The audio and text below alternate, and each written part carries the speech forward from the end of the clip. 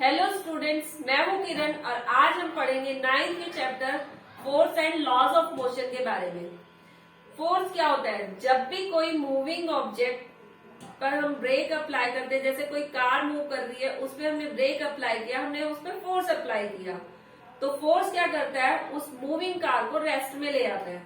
तो force apply करने की वजह से हम किसी भी मूविंग चीज को रेस्ट में ला सकते हैं या फिर रेस्ट की चीज को मूव करा सकते हैं। जैसे मान लो कोई कार रेस्ट में खड़ी है और मैंने उसको पीछे से धकेला, धकेलने से उसके ऊपर मैंने फोर्स अप्लाई किया और फोर्स अप्लाई करने से वो मोशन में आ गई। तो इस तरीके से फोर्स से हम कोई भी मोशन मूविंग चीज को रेस्ट में लेके आ सकते हैं या कोई रेस्ट की चीज को मूव करा सकते हैं। दूसरा, हम उसकी डायरेक्शन भी चेंज कर सकते हैं। जैसे कि बॉल से हमने बैट को हिट किया और बैट ने उसकी डायरेक्शन को चेंज कर दिया। क्रिकेट में ऐसा ही होता है, जब बॉलर बॉल फेंकता है तो बैट्समैन क्या करता है? उसकी डायरेक्शन को चेंज कर देता है और उसकी मैग्नीट्यूड को भी चेंज कर देता है। वो स्पीड भी में भी हिट कर सकता है और आराम से भी हिट कर सकता है, तो उसकी मैग्नीट्यूड एंड डायरेक्शन दोनों ही वहां पे चेंज हो जाती है, यानी कि उस पर भी फोर्स अप्लाई होता है। और आगे जब हम किसी ऑब्जेक्ट पर फोर्स अप्लाई करते हैं, जैसे मान लो मैंने ये रिंग लिया और इसमें मैंने फोर्स अप्लाई कर दिया, ये ऐसे, तो इसकी शेप चेंज हो गई। तो फोर्स अप्लाई करने से हम किसी ऑब्जेक्ट की शेप भी चेंज कर सकते हैं। जैसे बलून लिया, बलून को हमने प्रेस किया तो उसकी शेप भी चेंज हो जाती है।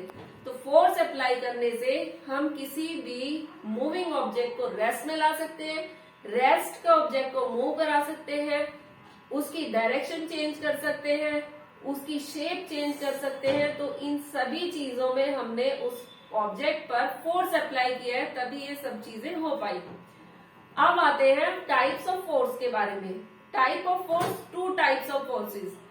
First balance force, second unbalance force. Balance force कौन से फोर्स होते हैं? जैसे कि मान लो हमने ये रिंग लिया, इस रिंग पे मैंने प्रेस किया, फोर्स अप्लाई किया, लेकिन इसकी शेप में कोई चेंज नहीं हुआ। इसका मतलब यहाँ पे जो फोर्स मैंने अप्लाई किया है, इस रिंग ने उसे बैलेंस कर दिया।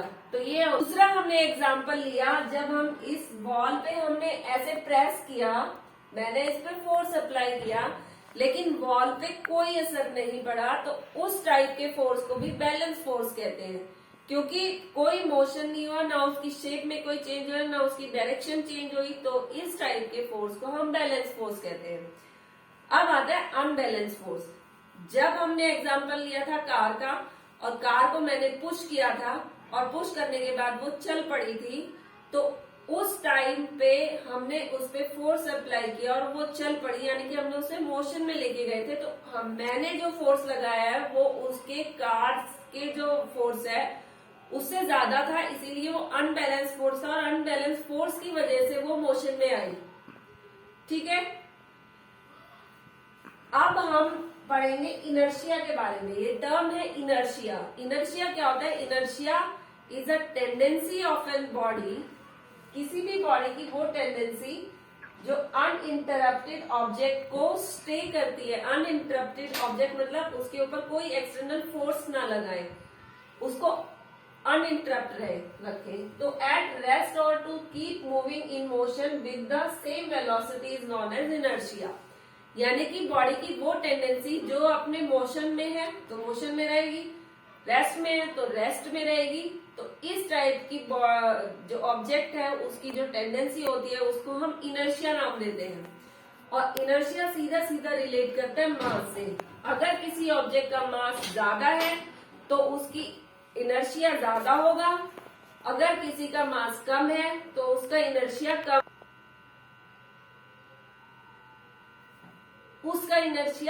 कम होगा। यानी कि अगर कोई बिग बॉल है, बड़ी बॉल है, ये अर्थ है और ये मून है, तो इस अर्थ का जो इनर्शिया है वो ज्यादा होगा एज कंपैरिजन टू मून। यानी कि जिसका मास ज्यादा होगा उसी का इनर्शिया ज्यादा होगा, जिसका मास कम होगा तो उसका इनर्शिया भी कम होगा। ये सीधा सीधा रिलेट करता है इनर्शिया।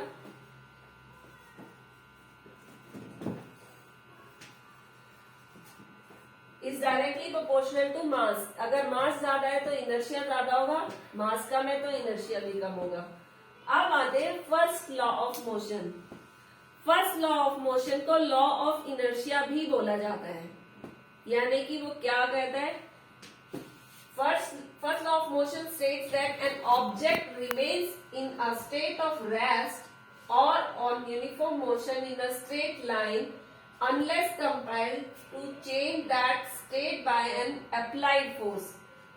इसका मतलब क्या है कि जब तक हम किसी चीज पे फोर्स अप्लाई नहीं करते तो वो चीज अगर मोशन में है तो वो मोशन में रहेगी, और अगर वो रेस्ट में है तो वो रेस्ट में रहेगी। इसके बहुत सारे एग्जाम्पल्स हैं, जैसे कि मैंने पहले ही एग्जाम्पल दिया था, जैसे कि एक कार में हम मूव करते हैं, हम अगर कार में मूव करते हैं तो जैसे कार मूव करती है तो हम भी मूव करते हैं। हमने उस पर ब्रेक अप्लाई किया, हम तो मोशन में थे, कार भी मोशन में थी। ब्रेक अप्लाई करने पर कार आ गई रेस्ट में। कार जैसे ही रेस्ट में आई, लेकिन हम तो मोशन में थे, तो हम आगे की तरफ ऐसे धक्का लगता है। क्यों? क्योंकि हम मोशन में थे और उसको बैलेंस करने के लिए वो कार, हम जो हमारी बॉडी होती है, जो हमारा इनर्शिया होता है, वो आगे की तरफ जाता है, तो उससे फोर्स हमें हमारे ऊपर अप्लाई होता है, तब हम रुकते हैं, तब हम रेस्ट में आते हैं। दूसरा एग्जाम्पल, जब एक ग्लास में ऊपर कार्डबोर्ड रखो और कार्डबोर्ड के ऊपर एक कॉइन रखो, तो हमने कार्डबोर्ड को ऐसे प्रेस किया और वो कार्डबोर्ड हट गया और कॉइन उसके ग्लास के अंदर आके गिर गया। तो इसका मतलब हमने कार्डबोर्ड को तो मोशन में, उसके ऊपर तो हमने फोर्स अप्लाई कर दिया, और फोर्स अप्लाई करने से कार्डबोर्ड आ गया मोशन में, और जो कॉइन था वो रेस्ट में था, इसीलिए वो ग्लास के अंदर गिर गया।